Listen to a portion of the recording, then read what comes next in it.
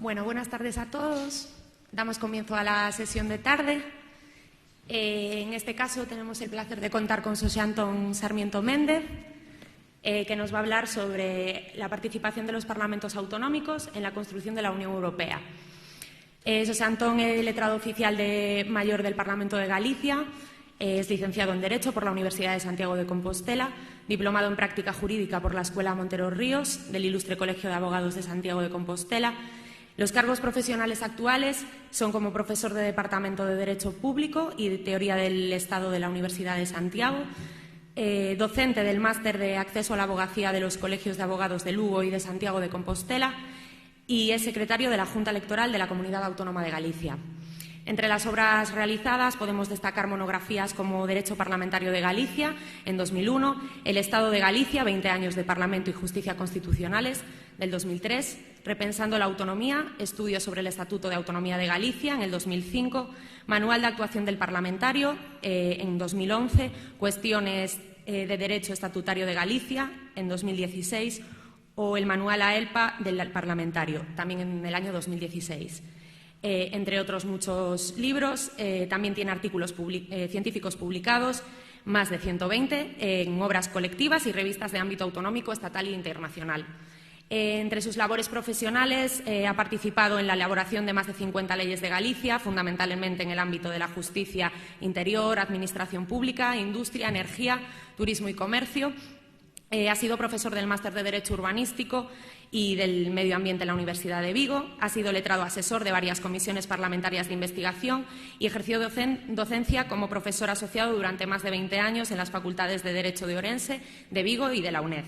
Desempeñó durante más de 15 años las funciones de letrado responsable de tecnologías de la información del Parlamento de Galicia, a lo largo de los cuales se produjo la supresión del papel y la informatización plena de los procesos parlamentarios.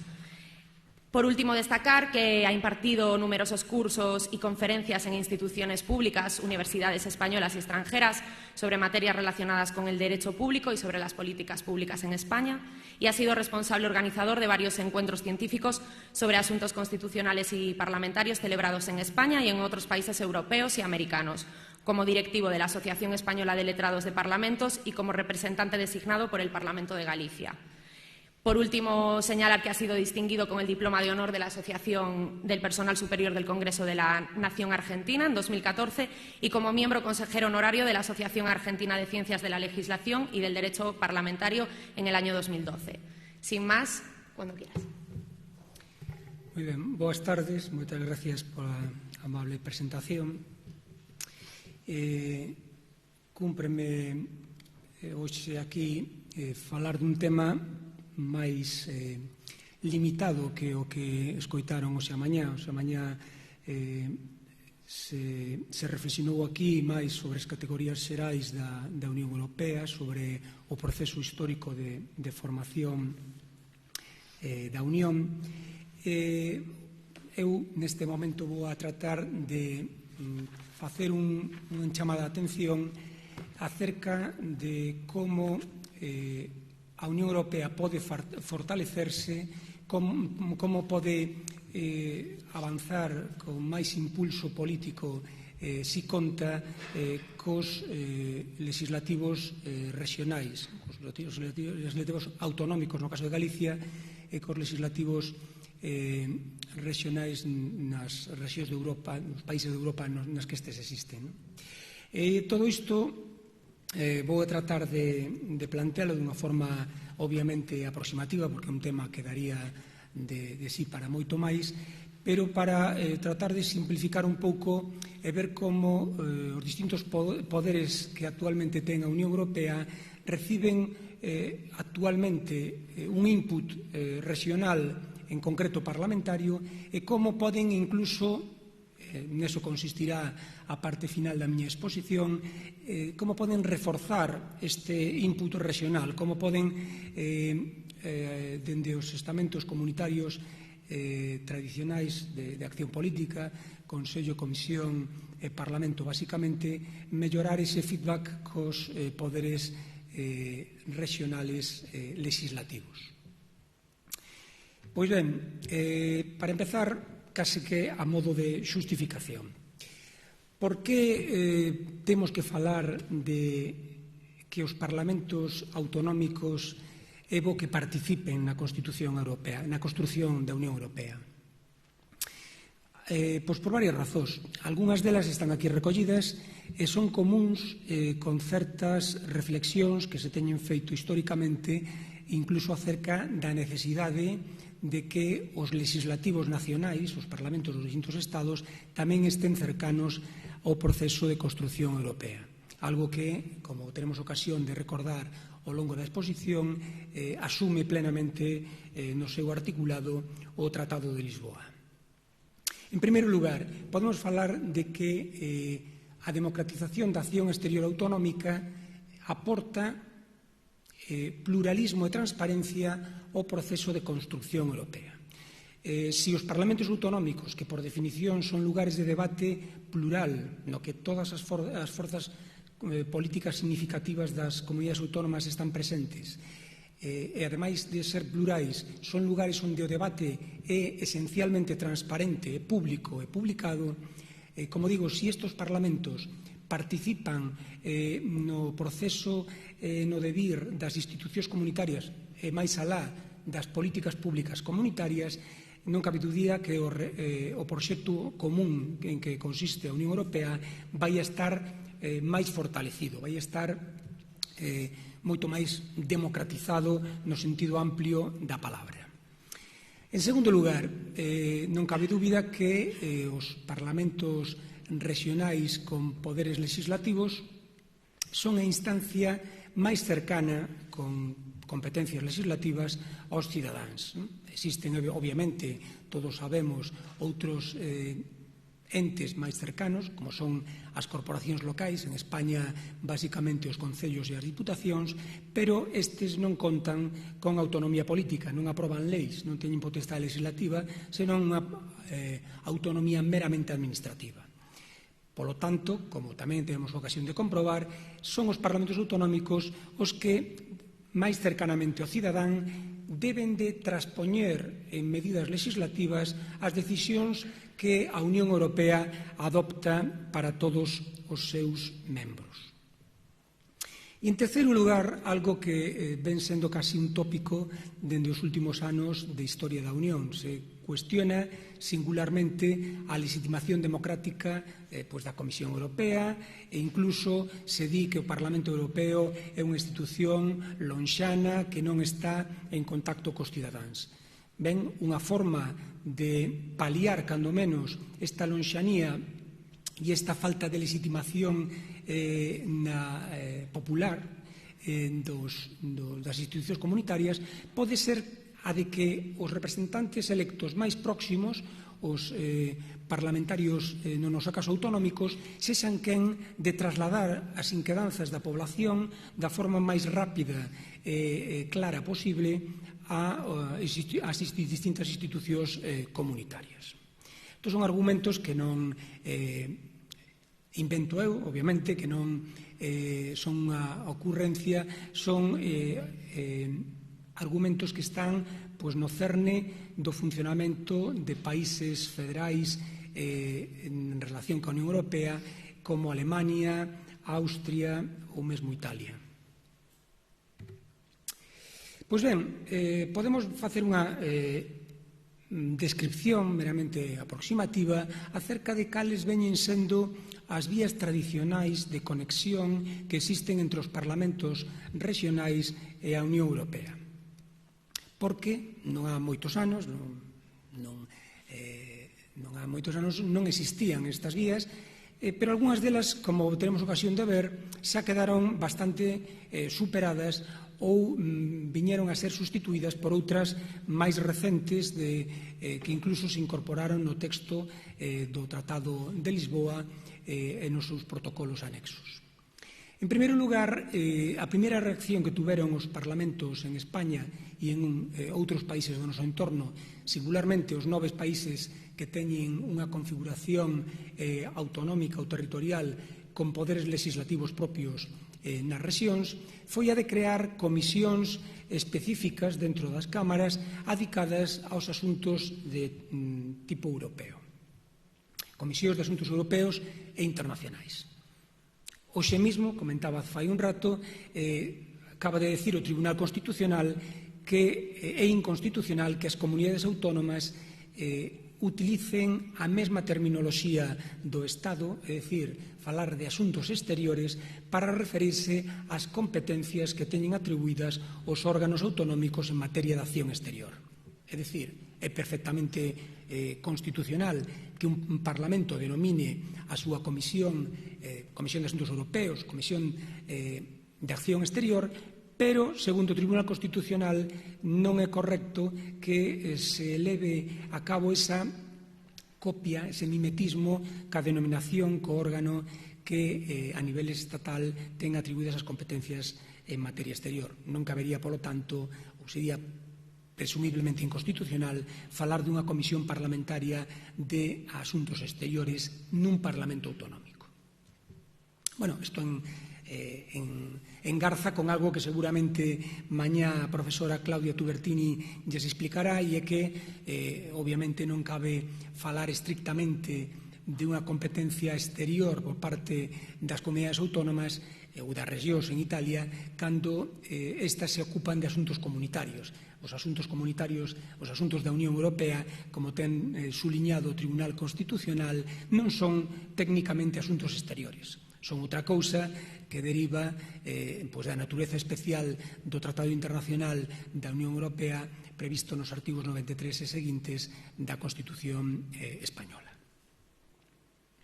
E aquí é onde, nesta comisión, o feito de que existan estas comisións, é onde atopo a primeira carencia importante do deseño institucional en España respecto das relacións dos parlamentos autonómicos ca Unión Europea.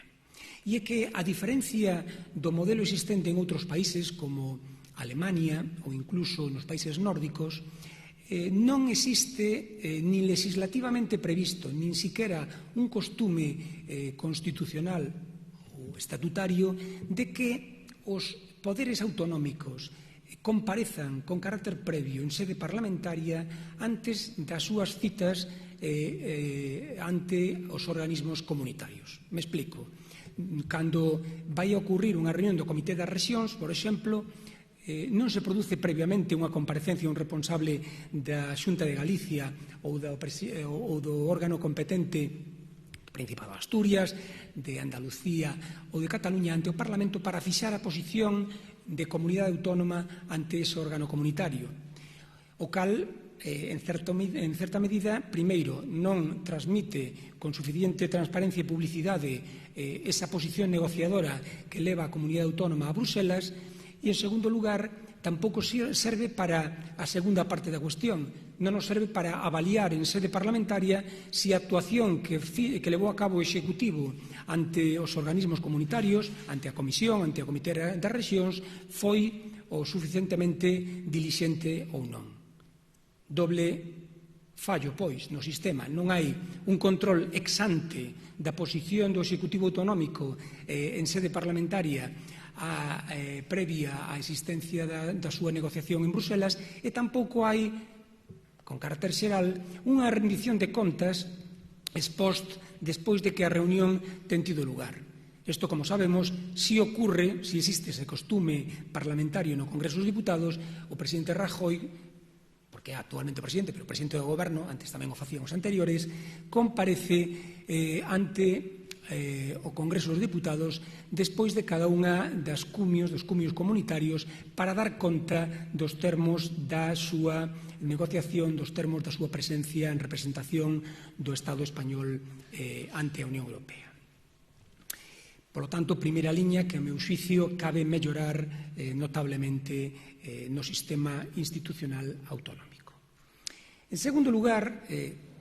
segunda vía que tradicionalmente se utiliza para interconectar os parlamentos autonómicos coa Unión Europea é a existencia de declaracións institucionais. As declaracións institucionais son unha figura parlamentaria que exixe consenso, é dicir, é un texto que se lea ante a Cámara e que esta asinte, dá a súa aquiescencia sin votación algunha. Por lo tanto, normalmente requiren dun proceso de transacción, de negociación previa entre os grupos parlamentarios. É habitual que este tipo de declaracións institucionais se produzan en materia relativa á Unión Europea cando afectan a cuestións relativas aos dereitos humanos, por exemplo, en materia de refuxiados, en materia de repulsa de algún tipo de atentado terrorista, etc. Non tanto, obviamente, en relación a políticas públicas sectoriais nas que as disensións, as discordancias entre os partidos e grupos parlamentarios son máis habituais. Polo tanto, é unha vía que, sendo existente e real, ten unha potencialidade política limitada. En terceiro lugar, nos encontraríamos con unha vía que é moi relevante, non só en Europa, no resto do mundo, que ten que ver ca diplomacia parlamentaria, cos intercambios que se producen entre os responsables das distintas cámaras con motivo das súas delegacións de carácter oficial que visitan aos distintos legislativos. Neste sentido, non é extraño, en Galicia ten ocurrido que algunha vez unha delegación do Parlamento visita o Parlamento Europeo, se entrevista cos membros da Comisión de Política Regional, por exemplo, ou o propio presidente do Parlamento se entrevista co presidente do Parlamento Europeo. Son instrumentos tradicionais de actuación a dextra das cámaras que teñen sufrido moitas críticas, se ten falado de turismo parlamentario, se ten falado de unhas críticas máis de brocha gorda, que non van ao fondo do asunto, posto que, a meu modo de ver, estes contactos e esta conexión persoal entre os responsables políticos a nivel parlamentario adoitan producir resultados bastante frutíferos, poden ser bastante útiles para negociacións que se producen despois a nivel gubernamental ou mesmamente para que cando se trasladan propostas dos ámbitos legislativos autonómicos a recepción no ámbito comunitario sexa moito máis doada, moito máis acaída. Nesta mesma liña, tamén o Parlamento de Galicia e todos os parlamentos españoles reciben habitualmente delegacións do Parlamento Europeo e de institucións comunitarias. Estas visitas dos responsables comunitarios aos parlamentos autonómicos son bastante habituais cando se produce algún tipo de crise en relación con algunha liña de axudas respecto dun proxecto dunha política comunitaria concreta. Recordemos o polémico que foi, por exemplo, en Galicia, cando a Comisión do Parlamento Europeo de Medio Ambiente visitou a comunidade autónoma para comprobar que estábamos facendo realmente cos fondos comunitarios para o saneamento das rías. Son momentos nos que, efectivamente, sí se valora isto da diplomacia parlamentaria, porque se dan conta os observadores políticos que leven unha mala impresión os representantes do Parlamento Europeo ou da Comisión que veñan a ver in situ estes proxectos comunitarios pode traer, obviamente, consecuencias moi relevantes para o noso futuro, en concreto para o noso futuro orzamentario. Ademais da diplomacia parlamentaria, existen outras actividades de impulso que levan a cabo os parlamentos autonómicos en relación cos seus gobernos, cos seus executivos, que teñen notable trascendencia en relación ca construción da Unión Europea. E é que, sobre todo, cando se dan supostos de parlamentos nos que o goberno non ten unha maioría estable, depende dun goberno de coalición ou incluso goberna en minoría, as resolucións parlamentarias que a Cámara adopte, estamos vendo actualmente no Congreso dos Deputados, acadan unha relevancia pública e institucional moi grande. Sabemos que estas resolucións non son coercitivas desde o punto de vista xurídico, pero teñen unha notable influencia política. Este tipo de resolucións, por exemplo, no ámbito autonómico acaban de tomarse un par delas polo pleno do Parlamento en relación cos efectos do Brexit respecto dos sectores produtivos galegos, a pesca singularmente, pois son trasladados ao goberno galego para que este leve a cabo determinadas actuacións ou ben directamente en Bruselas ou a través do Goberno central para lograr este tipo de actuacións. Algo parecido cabe comentar respecto das resolucións que derivan dos debates de política xeral, coa singularidade política de que, como neses debates a figura senlleira é a do presidente do Goberno que comparece de forma monográfica ante a Cámara, digamos que tamén se produce un realce en relación cos acordos políticos aí tomados. Agora ben, estas formas tradicionais de influencia e de traslado da posición autonómica parlamentaria ante os niveis comunitarios viñeron a ser completados en Galicia con motivo da Lei 7/2015. A Lei 7/2015 de Iniciativa Popular e Participación Cidadá no Parlamento establece un par de mecanismos realmente novedosos no noso dereito e un deles incluso novedoso no dereito parlamentario español. Non existe en ningún outro parlamento de España hasta onde eu sei. O primeiro deles consiste precisamente en que un grupo de cidadáns pode tamén impulsar políticamente a actuación do Executivo Autonómico en materias referidas á Unión Europea. Pode, por exemplo, presentar unha proposición non de lei para que se debata no seo do Parlamento e impulsar, poñamos por caso, como está ahora en tramitación unha ante a Xunta Electoral de Galicia, que se tomen medidas que teñen que ver ca política agraria común para paliar os notables desastres das xiadas no viñedo de 3 denominacións de orixe da provincia ourensa.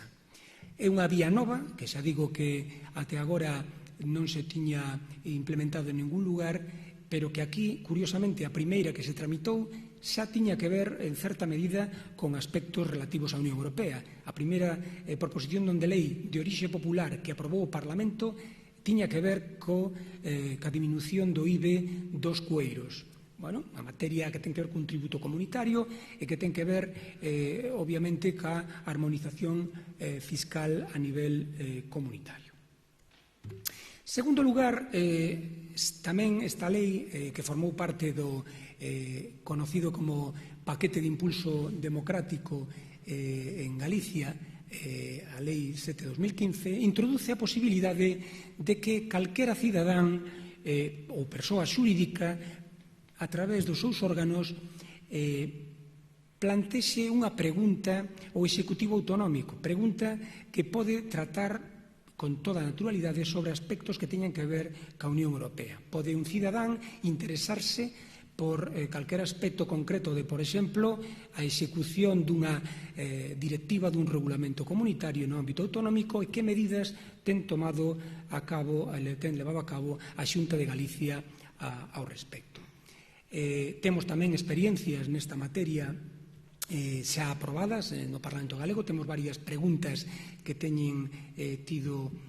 se teñen tramitado con motivo desta vía e non desboto que sexa unha vía para que aquela parte da cidadanía que está máis concienciada da importancia que a Unión Europea ten para as políticas públicas autonómicas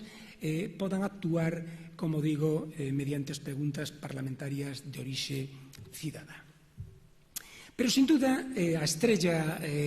dos procedementos de relación dos parlamentos autonómicos en relación ca Unión Europea é a introdución no Tratado de Lisboa, no seu protocolo, dun procedemento específico para o control do respecto do principio de subsidiariedade e de proporcionalidade nas disposicións da Unión Europea. Esta cuestión, este control, previsto, como digo, no Tratado de Lisboa, veu a ser acollido con entusiasmo en distintas comunidades autónomas. De feito, varias comunidades autónomas, con motivo da reforma dos seus estatutos de autonomía, incorporaron na redacción dos estatutos de autonomía este procedemento para o control do principio de subsidiariedade e de proporcionalidade. Houbo dúbidas, o Goberno central tiña dúbidas de se isto era correcto. De feito, recurriu a incorporación no texto do Estatuto catalán no artigo correspondente do procedemento de control do respecto do principio de subsidiariedade por parte do Parlamento catalán, pero o Tribunal Constitucional, no seu fundamento xurídico 122, declarou a perfecta conformidade á Constitución do procedimento previsto de alerta temprana respecto da participación do Parlamento de Cataluña. E a partir de aí, que ocorreu? Pois a partir de aí se instrumentou un procedimento que basicamente tratarei de sintetizar aquí, e que o que fai é posibilitar da forma máis áxil posible que calquera proxecto de disposición que teña previsto tramitar a Comisión Europea poida ser informada polos parlamentos autonómicos no prazo, como veremos, de 4 semanas, para que despois a Comisión Mixta Congreso-Senado transmita o seu parecer á Comisión Europea. É dicir, unha vía institucionalizada, formalizada a través dunha lei estatal na que se permite a participación autonómica. Basicamente, o que se fai en Galicia, dunha forma particularmente expeditiva, hai que decilo, fomos o primeiro Parlamento que ademais lle dimos a máxima publicidade a este procedimento, aprobamos unhas normas e, dende o principio, todo o proxecto de disposición comunitaria, ademais de circulala de forma inmediata pola Cámara, a publicamos na súa integridade no Boletín Oficial do Parlamento, algo que agradeceu moito a Academia. Moitos profesores nos chamaron dicindo que éramos o único Parlamento que optáramos desde un primeiro momento en darlle importancia a este procedimento de control do principio de subsidiariedade, e, polo tanto, é perfectamente posible, tanto no noso Boletín Oficial como na páxina web, poder supervisar cal é o contido da normativa da Unión Europea que a Cámara Galega visa ou emite o seu criterio acerca dos principios de subsidiariedade e proporcionalidade. En un primeiro momento, este modelo de esquema de tramitación descansaba na idea da existencia en Galicia tamén dunha Comisión de Asuntos Europeos. Ao principio desta 10ª legislatura, o legislador galego optou por non crear esa comisión e, tomando o exemplo, por exemplo, do Parlamento Vasco, a atribuir esta competencia para informar os principios de subsidiariedade e proporcionalidade ás comisións sectoriais, as 8 comisións legislativas permanentes que existen creadas ex regulamento no Parlamento galego. Pois ben, o procedimento é notablemente sinxelo. Descansa na idea de que os grupos parlamentarios contan con un prazo de 10 días para analizar o proxecto de disposición que remite a Comisión Europea. Si nese examen dos 10 días entenden que hai algún tipo de afectación aos principios de subsidiariedade ou proporcionalidade, deben de comunicalo. Si se comunica esta proposta de reparo, a Comisión competente o trasladará á Xunta de Galicia, que pode emitir un informe al respecto tamén nun prazo de 10 días naturais, e, no seu caso, pode crearse unha ponencia para o estudio concreto, xa con asesoramento xurídico, e que funciona por voto ponderado respecto da afectación ou non ao principio de subsidiariedade. Se non se alega afectación deste principio, a cuestión é moito máis rápida. A mesa do Parlamento remite de forma rápida a Comisión Mixta Congreso-Senado o criterio do Parlamento de Galego de que non hai esa afectación. Agora ben, se a Comisión aproba un dictamen de afectación, se producirá a remisión dese dictamen de afectación cas motivacións que a Comisión estime pertinente para que sexa a Comisión Mixta Congreso-Senado a que valore si no seu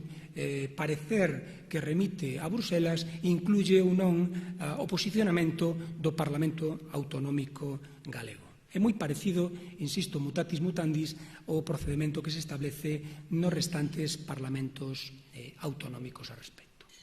E este procedimento, lonxe de ser unha cuestión baladí, é un procedimento vivo. Como vemos aquí, durante os 8 meses que levamos de 10ª legislatura, se teñen tramitado máis de 80 propostas de disposicións normativas que remitiu a Comisión Europea a través do procedimento de alerta temprana previsto no Parlamento Autonómico. Obviamente, esta cuestión dá moito máis de sí. pero entendo que as cuestións que teñen que ver con ela están máis sustanciadas no seo da Comisión Mixta Congreso-Senado, teñen máis que ver cos problemas que se suscitan ali. Hai unha crítica autonómica moi generalizada a que boa parte dos pareceres que remiten os parlamentos autonómicos o Congreso, a Comisión Mixta non os toma en conta, que digamos que funciona de forma independente e que polo tanto non valora o suficiente a sensibilidade autonómica. Claro, iso é algo que legitimamente pode facer a Comisión Mixta, pero que obviamente provoca unha certa desazón, e de feito hai parlamentos autonómicos que non participan demasiado neste procedimento,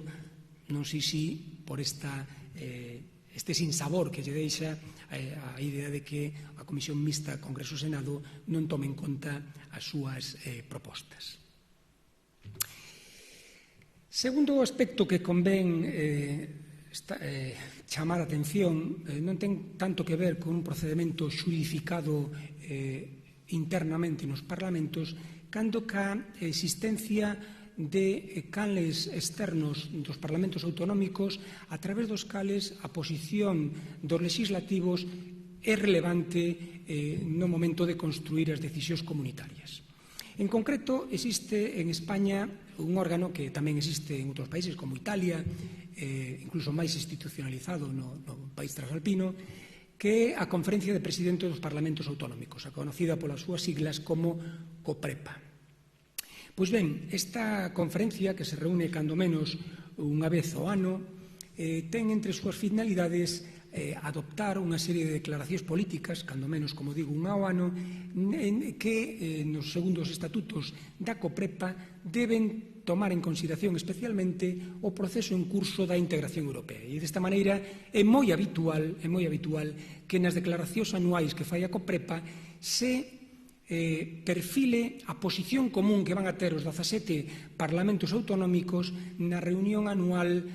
dun órgano do que vamos a falar posteriormente, da Conferencia de Asambleas Legislativas das Rexións de Europa, é dicir, da CALRE. Se produce unha especie de Bundesrat, unha especie de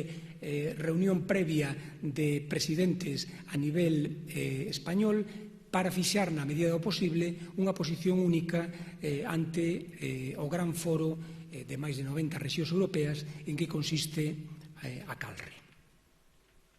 E é que a CALRE, que esta segunda vía importante que teñen os parlamentos autonómicos para facerse fortes ante a Unión Europea,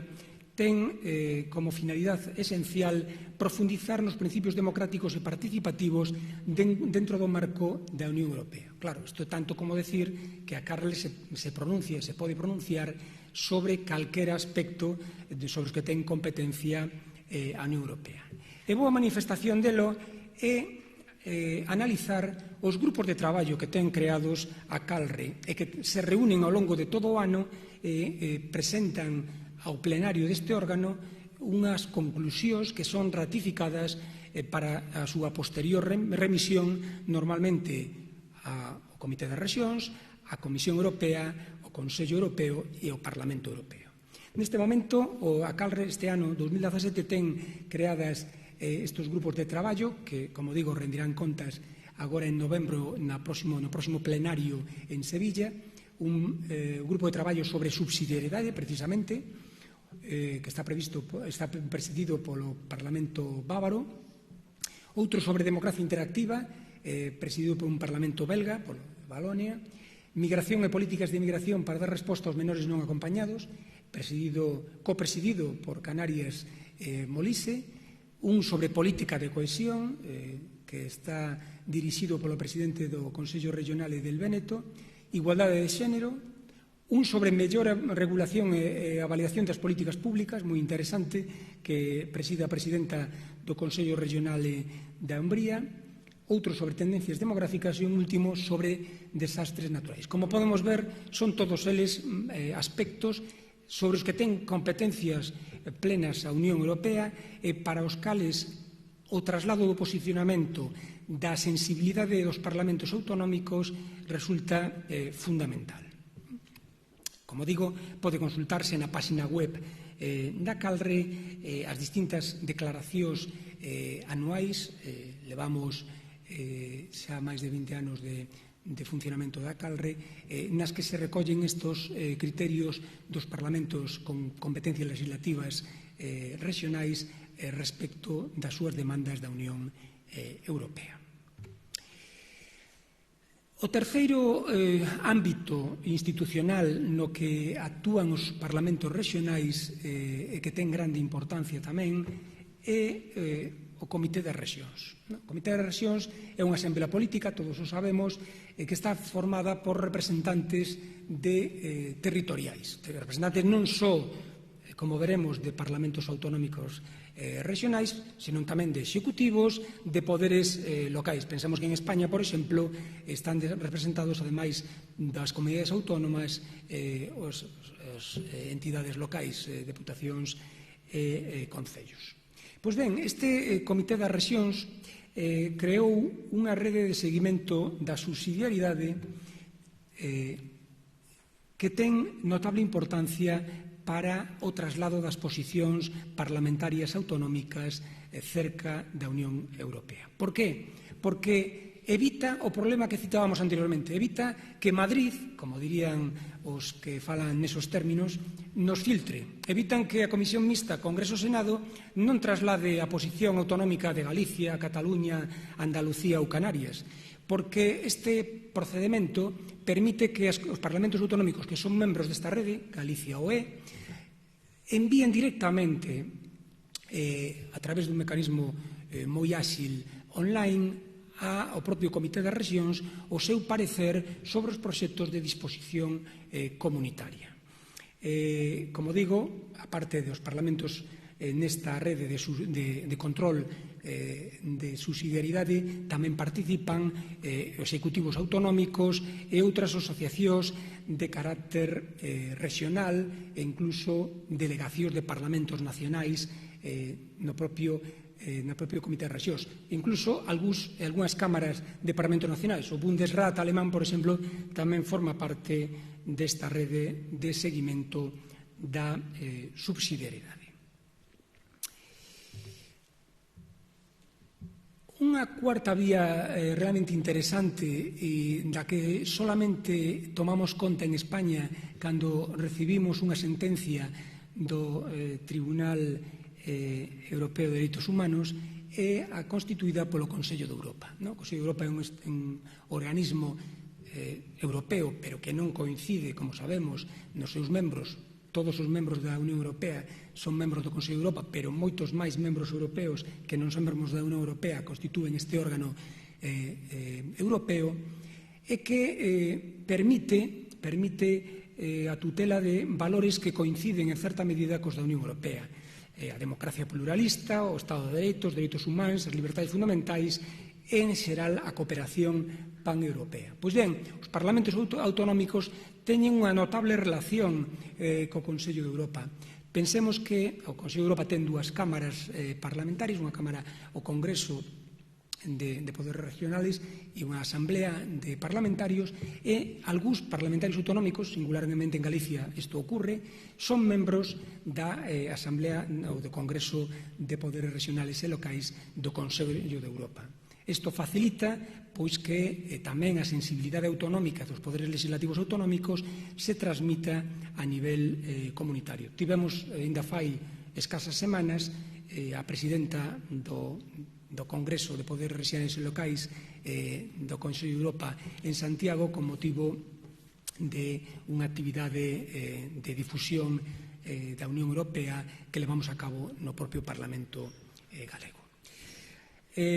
Insisto, sobre todas estas cuestións se pode detallar moito máis, pero por obvias razóns de tempo vou ir concluindo con algunhas das ideas que xa apuntei ao longo da exposición e con algunha outra que me parece necesario poñer de manifesto respecto da situación actual e das eivas que ten na relación Unión Europea-Parlamentos autonómicos con potestade legislativa. Penso, en primeiro lugar, desde un punto de vista máis, digamos, filosófico, que é necesario que no ámbito dos parlamentos regionais, e diría máis, no ámbito dos operadores políticos, sexan autonómicos ou incluso nacionais, se interiorice a idea da subsidiariedade. É dicir, se teña claro a hora de facer unha programación legislativa, unha programación das políticas públicas, que o principio de subsidiariedade é un principio esencial dos tratados, é un principio quizá que vai máis alá incluso de que este positivizado ou non, o que se pode facer de forma cercana polos poderes públicos cercanos ao cidadán non debe instrumentarse dende decisores políticos, operadores xurídico-políticos lonxanos. E isto é algo que custa. Moitas veces pensamos que, bueno, isto ya nos lo resolverá Bruselas, ¿no? Esa frase, sobre todo cuando os problemas son moi graves, e de cais temos experiencia en materia económica recentemente, parece que é mellor que nos lo resolvan outros operadores, porque aquí nos supera, non estamos con suficientes folgos para afrontalo. Penso que esa idea hai que revisala e asumir que hai moitas medidas que se poden tomar na cercanía das políticas públicas máis cercanas aos cidadáns. En segundo lugar, me parece de sumo interés que, así como a Comisión Europea ten creado un diálogo estruturado en relación cos poderes nacionais, establecendo un feedback, unha intercomunicación moi potente no deseño das súas políticas públicas, tamén sería moi interesante establecer algo parecido entre os parlamentos autonómicos e os responsables na Unión Europea. En concreto, como teñen en algún país do noso entorno, algo que permitira a interlocución directa entre os europarlamentarios elexidos nas circunscripcións, no noso caso a circunscripción é única a nivel nacional, polo tanto sería aqueles que teñen unha vinculación territorial máis que xurídica a esa circunscripción, e os parlamentos autonómicos de que se trate. Non, os parlamentarios autonómicos en Galicia conocen quenes son os europarlamentarios galegos pola prensa. Non hai unha relación directa e institucionalizada neste sentido, e me parece que é unha vía de comunicación que se desperdicia e que sería frutífera para os dous, sería frutífera tanto para os responsables autonómicos como para os membros do Europarlamento. En terceiro lugar, creo que agora que as novas leis de procedemento e as novas tendencias legislativas que se incorporan en tantas leis autonómicas, parece que incorporan a idea da planificación legislativa, algo que hai anos que existe a nivel comunitario, tamén habería que pensar en incorporar estos mecanismos de alerta temprana en relación ca planificación legislativa a nivel autonómico, que as comunidades autónomas e os parlamentos autonómicos singularmente, a hora de planificar as súas leis, as súas iniciativas legislativas, teñen en conta aquelas materias sobre as que está traballando a Unión Europea e valoren esa información que a través do mecanismo de alerta temprana remite a Comisión Europea aos parlamentos regionais. E por último desta diapositiva, me interesa resaltar tamén que dende a primeira legislatura no Parlamento Galego non se volveu a crear unha comisión de estudio que tuvera que ver co ámbito da Unión Europea. Parece que todo é crear comisións de estudio sobre aspectos que dan lugar a máis polémica ou debate político, pero reflexións de fondo sobre hacia onde vai a Unión, que pode aportar Galicia ou a comunidade autónoma de que se trate en relación a ese proceso, non se fai, non? Fai moita gracia porque fai uns anos, cando estuve no Parlamento finlandés, a comisión máis importante do Parlamento de Finlandia era unha comisión que se chamaba Comisión sobre el Futuro. Non era a Comisión de Economía, nin a de Orzamentos, era que os deputados finlandeses reflexionasen sobre que futuro querían para o seu país. Bueno, pois algo parecido hai que facer, a miña forma de ver, en relación a que queremos que sexa a Unión Europea tamén dende a perspectiva regional e autonómica. É tradicional, cando se fala destes procesos de formación, sobre os que falará seguramente tamén mañá Claudia Dubertini na súa ponencia, distinguir entre fases ascendentes e descendentes. No ámbito parlamentario, sen dúbida que hai un importante papel, un importante rol dos parlamentos autonómicos como suxeitos que teñen iniciativa legislativa ante o Congreso dos Deputados. O artigo 87 da Constitución recoñece a potestade, o Parlamento de Galicia o fai habitualmente, de remitir proposicións de lei para a aprobación dunha lei estatal. Pois ben, É hora de que tamén neste ámbito os parlamentos autonómicos collan as rendas e sexan tamén conscientes de que non sempre a execución do dereito comunitario debe depender da iniciativa legislativa do artigo 88 da Constitución do Goberno, sino que pode proceder, porque non está limitado en ningún lugar á iniciativa legislativa autonómica. E, en segundo lugar, no que ten que ver ca fase descendente legislativa, outra cuestión de gran relevancia, é importante que tamén no plan normativo anual das cámaras, dos executivos autonómicos, se tome en conta que leis vai haber que aprobar non só para levar a cabo a execución legislativa de directivas, senón algo que está penosamente de actualidade e é os cambios normativos que hai que levar a cabo por efecto de sentencias do Tribunal de Xusticia da Unión Europea que en varias ocasións, en Galicia se ten pasado, anulan ou declaran contrarios ao dereito comunitario en normas autonómicas. Agora sí, para finalizar, creo que é importante tamén que se asuman como propios nos legislativos autonómicos os valores da Unión Europea, que os legislativos autonómicos sean axentes defensores dos valores que están nos tratados e que en boa medida son comuns cos do Consello de Europa. Por lo tanto, nada que teña que ver co pluralismo político, ca defensa do Estado de Dereito nos pode ser alleo. Estamos en un momento no que non podemos olvidalo, hai moitas alternativas políticas en Europa que cuestionan isto, que van en contra co que era a esencia da construción europea da segunda parte do século XX, que cuestionan directamente o Estado Social e Democrático de Dereito como entendimos sempre, presumiblemente pretenden cousas mellores, pero está por demostrar que o sexan, e, polo tanto, eu creo que os parlamentos autonómicos deben de asumir un papel militante nesa función. Que pode facer o Parlamento, un Parlamento autonómico? Pois na defensa dos dereitos fundamentais, ademais de todas as declaracións institucionais máis proclamatorias que outra cousa que poda levar a cabo o Pleno da Cámara, ten un comisionado parlamentario que é o Valedor do Pobo, que pode levar a cabo, como non, a tutela de dereitos fundamentais que derivan dos tratados da Unión Europea, que teñen que ver con problemas tan de actualidade como a inmigración e outros que nos preocupan. Tamén, obviamente, na propia labor legislativa do Parlamento isto se ten que plasmar. E, por último, ten que haber unha labor pedagóxica. O Parlamento ten que adicar unha parte importante dos seus esforzos institucionais, xa non os integrados nas funcións clásicas legislativa de control e impulso, senón tamén as actividades promocionais que fai en sede parlamentaria a favorecer, como así o fai cando celebra o Día de Europa, por exemplo, os valores comunitarios. Neste sentido, me permito entender que é importante a última reforma da Lei do Consello de Contas que levamos a cabo en Galicia, na que se inclúe unha sección específica de prevención da corrupción. É un problema importante, un problema ao que a Unión Europea ten dedicado moitos fondos e organismos específicos para a súa prevención e que tamén en Galicia debemos de poñer o noso grao de area para que as grandes liñas de loita a nivel comunitario se leven a cabo no ámbito autonómico. Moitas gracias pola súa atención.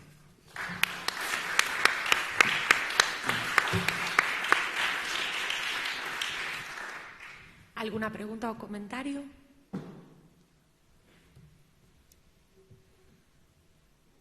¿Ninguna? Bueno, pues como ha quedado todo claro, damos por finalizada la intervención de José Antón y pasamos ahora con la mesa redonda. 5 minutos. Vamos allá.